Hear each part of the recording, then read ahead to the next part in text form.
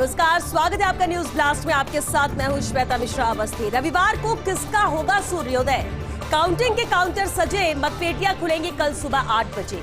1863 में से 199 प्रत्याशी ही चढ़ पाएंगे विधानसभा की दहलीज। कांग्रेस भाजपा के साथ अन्य पार्टियां, निर्दलीय प्रत्याशी तैयार हैं। ऐसे में कांग्रेस और भाजपा ने तैयार किए अपने अपने सीक्रेट प्लान के तहत जिताओ कैंडिडेट के साथ चल रही मंत्रणा। दोनों दलों में आलाकमान स्तर पर मॉनिटरिंग की जा रही है। बागी और निर्दलीय प्रत्याशी भी दोनों दलों के लिए संजीवनी बन सकते हैं। हालांकि दोनों तरफ से दावे जरूर किए जा रहे हैं कि हमें जरूरत नहीं पड़ेगी, लेकिन संजीवनी बन सकते हैं निर्दलीय और बागी भी। तो मतपेटियां खुलेंगी कल सुबह 8 बजे और 1863 में से 199 प्रत्याशी ही विधानसभा की दहलीज चढ़ पाएंगे। कांग्रेस भाजपा के साथ अन्य पार्टियां हो, निर्दलीय प्रत्याशी हो, सभी तैयार है कल के लिए। और ऐसे में कांग्रेस और भाजपा ने अपने अपने सीक्रेट प्लान भी तैयार किए हैं। प्लान के तहत ही जिताओ कैंडिडेट्स के साथ मंत्रणा चल रही है और दोनों दलों में आलाकमान स्तर पर मॉनिटरिंग की जा रही है। बागी और निर्दलीय प्रत्याशी भी दोनों दलों के लिए संजीवनी बन सकते हैं। धक धक करने लगा। जी हां, मतगणना कल। प्रत्याशियों की धड़कनें बढ़ रही हैं पल पल। कल सुबह 8 बजते ही मतगणना शुरू हो जाएगी। 199 सीटों पर 75.45% मतदान हुआ था। 36 मतगणना केंद्रों पर काउंटिंग के साथ तस्वीर कल साफ होती जाएगी, जिसमें 1121 एआरओ की ड्यूटी लगाई गई है। सबसे पहले पोस्टल बैलेट की गिनती की जाएगी। 51,890 केंद्रों पर डाले गए मतों की कुल 4,245 राउंड में यहां पर गिनती होगी। सबसे पहले पोस्टल बैलेट की काउंटिंग यहां पर की जाएगी और यहां जिस तरह से तैयारी की गई 36 मतगणना केंद्रों पर काउंटिंग के साथ कल तस्वीर साफ होती जाएगी, जिसमें 1121 एआरओ की ड्यूटी लगाई गई है, जिन पर जिम्मेदारी होगी। सबसे पहले पोस्टल बैलेट की गिनती की जाएगी। कुल 51,890 केंद्रों पर मत डाले गए थे और उसमें से कुल 4,245 राउंड इन मतों की गणना में रखे गए। क्या सत्ता की कुंजी बनेंगे निर्दलीय? राजस्थान में निर्दलीय विधायकों की विजय का इतिहास रहा है। प्रत्येक चुनाव में निर्दलीयों ने दर्ज कराई अपनी उपस्थिति। 5 से ऊपर निर्दलीय हर विधानसभा चुनाव में जीते हैं। 1952 के पहले चुनाव में जीते थे 39 निर्दलीय विधायक। पहले ही चुनाव में निर्दलीयों की संख्या भी अच्छी खासी थी। 1957 के चुनाव में 32, 1962 के चुनाव में 22 विधायक निर्दलीय जीते। 1967 की बात कर ले तो 1967 के चुनाव में 15 की जीत हुई थी। 1972 में वहीं 11 जीते, 1977 में 6 जीते, 1980 में 12 निर्दलीय जीत कराए तो 1985 में यह आंकड़ा 9 का था। 1990 में 9 निर्दलीय जीते तो 1993 में 21, 1998 में 7, 2003 में 13 निर्दलीयों की जीत हुई थी, 2008 में 14, 2013 में 7, 2018 के चुनाव में 13 निर्दलीय चुनाव जीते थे। 2018 में जीते निर्दलीय विधायकों ने सीएम गहलोत का साथ दिया था और मौजूदा विधानसभा के चुनाव में निर्दलीय फिर कमाल कर सकते हैं। राजस्थान विधानसभा चुनाव 2023 की मतगणना कल होगी। जयपुर जिले के 19 विधानसभा क्षेत्र की मतगणना कल होने जा रही है। सुबह 8 बजे से विधानसभा चुनाव की मतगणना शुरू होगी। जोटवाड़ा विधानसभा क्षेत्र में 26 राउंड में मतगणना होगी। इसके अलावा कोटपुतली, विराटनगर, चौमू, हवा महल, आदर्श नगर, मालवीय नगर में 19 राउंड में मतगणना होगी। सिविल लाइंस में वही 18 राउंड में होगी। फुलेरा में 22 राउंड, शाहपुरा, दूदू, आमेर, चाकसू, जम्मा रामगढ़ में वही 20-20 राउंड में काउंटिंग होगी।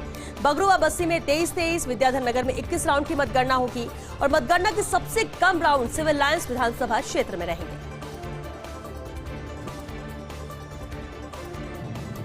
पश्चिम बंगाल की राजनीति में फुटबॉल का एक अलग ही महत्व है। 1911 में मोहन बागान की टीम ने ईस्ट यॉर्कशायर टीम को हराया था। उसके बाद से बंगाल के लोगों में फुटबॉल को लेकर दीवानगी देखने को मिली। 2021 के चुनाव प्रचार में ममता बनर्जी ने फुटबॉल का इस्तेमाल किया। कोलकाता में 3 प्रमुख club Mohun Bagan, East Bengal, Mohammedan sporting, Trinamool Congress की तरफ से फुटबॉल को लगातार बढ़ावा भी मिला। फुटबॉल के विकास के लिए सरकार ने खर्च किए 18 करोड़ 59 लाख रुपए। राज्य भर में करीब 20,000 गैर पंजीकृत फुटबॉल टूर्नामेंट का आयोजन होता है। फुटबॉल प्रेमियों को अपना वोट बैंक मानती है तृणमूल कांग्रेस और इसलिए अलग ही महत्व पश्चिम बंगाल में रहा है फुटबॉल का। दुबई में COP28 सम्मेलन में भारत का समानता और न्याय का पक्ष। United Nations framework convention on climate change UFCCC प्रधानमंत्री नरेंद्र मोदी ने रखा है भारत का पक्ष। स्वच्छ ऊर्जा का संकल्प, लेकिन इसके साथ ही भारत के विकास में कोयले की भी भूमिका है। विदेश सचिव विनय मोहन क्वात्रा ने कहा कि बनी रहेगी कोयले की भूमिका। दुबई के सम्मेलन में कोयले का उपयोग कम करने पर भी गंभीर विचार किया गया। दुनिया के सामने फॉसिल ईंधन से पीछा छुड़ाना सबसे बड़ी चुनौती है। तो चर्चा यहाँ पर होती रही, लेकिन इसके साथ ही भारत के विकास में कोयले की भूमिका पर भी चर्चा हुई। इसमें विदेश सचिव विनय मोहन क्वात्रा ने कहा कि कोयले की भूमिका हमेशा बनी रहेगी।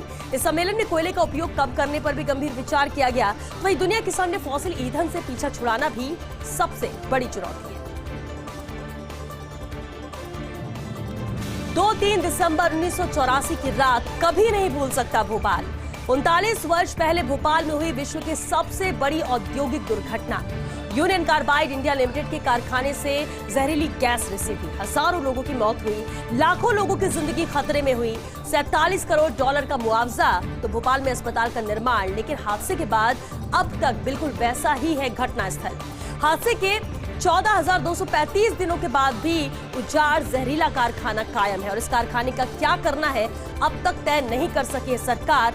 39 साल इस दुर्घटना को हो चुके, इस हादसे को हो चुके, लेकिन इसके बावजूद भी वो स्थिति जस की तस बनी हुई है जहां जहरीला कारखाना अब भी कायम है। इस कारखाने का करना क्या है अब तक सरकार तय नहीं कर सकी।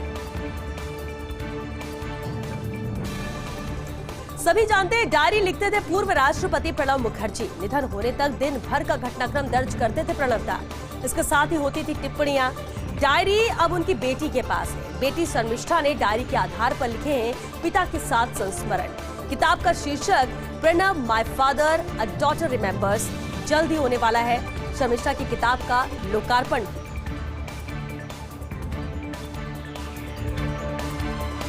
बीते 10 साल में तीसरी बार सबसे गर्म बीता है नवंबर के बाद इस बार दिसंबर के भी तापमान बढ़ने के आसार हैं। इस बार दिसंबर में ज्यादातर दिन नहीं पड़ेगी कड़ाके की ठंड। पहले और आखिरी सप्ताह में सामान्य से अधिक पारा रहेगा। मौसम वैज्ञानिकों के मुताबिक बारिश में हो सकती है सामान्य से ज्यादा। हालांकि अभी वेस्टर्न डिस्टर्बेंस एक्टिव होने से प्रदेश पर असर नहीं है। उदयपुर संभाग में 3 और 4 दिसंबर को हल्की बारिश होने की भी यहां पर संभावना जताई जा रही है। लेकिन मौसम वैज्ञानिकों का मानना यही है कि बारिश भी सामान्य से ज्यादा इस बार हो सकती है। वेस्टर्न डिस्टर्बेंस एक्टिव होने से प्रदेश पर असर हालांकि नजर नहीं आता है, लेकिन उदयपुर संभाग में 3 और 4 दिसंबर को हल्की बारिश होने की संभावना है। गुलाबी सर्दी के बीच सियासत।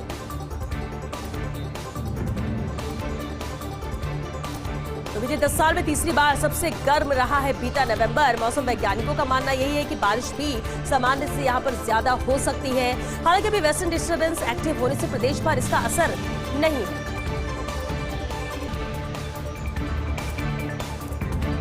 गुलाबी सर्दी के बीच सियासी गर्मी। अगले कुछ घंटे प्रत्याशियों को बनी रहने वाली है ये बेचैनी, क्योंकि कल सुबह 8 बजे से शुरू होगी चुनाव की मतगणना। एक और कांग्रेस भाजपा अपनी अपनी जीत को लेकर कॉन्फिडेंट है। वहीं निर्दलीय प्रत्याशी भी अपना मोबाइल रखे हुए हैं फुल चार्ज पर, क्योंकि न जाने कब किसकी घंटी बज जाए। एग्जिट पोल ने भी उलझा दिया है कांग्रेस भाजपा को। अब कल मतगणना के साथ स्थिति यहाँ पर स्पष्ट हो जाएगी कि किसकी एक तरफा सरकार बनती है और किसके लिए संजीवनी बनेंगे ये बागी और निर्दलीय। तो कांग्रेस और भाजपा अपनी जीत को लेकर कॉन्फिडेंट तो है, लेकिन निर्दलीय प्रत्याशी भी अपना मोबाइल फुल चार्ज पर रखे हुए हैं, क्योंकि न जाने कब किसकी घंटी बज जाए। एग्जिट पोल ने भी क्योंकि कांग्रेस भाजपा को उलझा दिया है एग्जिट पोल के नतीजों ने। अब कल मतगणना के साथ ही पूरी स्थिति स्पष्ट हो जाएगी।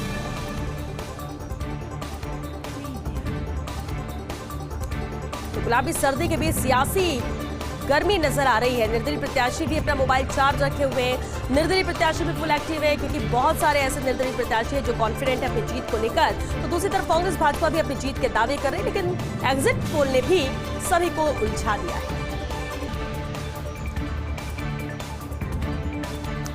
इंडिया टुडे की कवर स्टोरी, काली धुंध के नए खतरे। हालिया रिसर्च से खुलासा हुआ है वायु प्रदूषण से सिर्फ फेफड़ों को ही नहीं, शरीर के अन्य अंगों को भी भारी नुकसान होता है। इससे बढ़ सकती है कैंसर, रीनल, कार्डियोवास्कुलर बीमारियां। हर साल राष्ट्रीय राजधानी क्षेत्र एनसीआर में धुंध की समस्या पैदा होती है। वातावरण में carbon monoxide, nitrogen oxide, sulphur dioxide, hydrocarbon का अनुपात बढ़ जाता है और इस तरह हानिकारक गैसों से जहरीली हो जाती है हवा। इंडिया टुडे की कवर स्टोरी है काली धुंध के नए खतरे, क्योंकि हालिया रिसर्च से इसे लेकर खुलासा हुआ है कि वायु प्रदूषण से सिर्फ फेफड़ों को ही नहीं बल्कि शरीर के अन्य अंगों को भी भारी नुकसान होता है। अब तक तो सभी यही मान रहे थे कि सिर्फ फेफड़े इससे प्रभावित होते हैं, इससे कैंसर, कैंसर, रीनल, कार्डियोवास्कुलर बीमारियां भी बढ़ जाती हैं। हर साल राष्ट्रीय राजधानी एनसीआर में पैदा होती है धुंध की समस्या। वातावरण में carbon monoxide, nitrogen oxide, sulphur dioxide, hydrocarbon का अनुपात भी बढ़ जाता है और इस तरह हानिकारक गैसों से हवा जहरीली हो जाती है।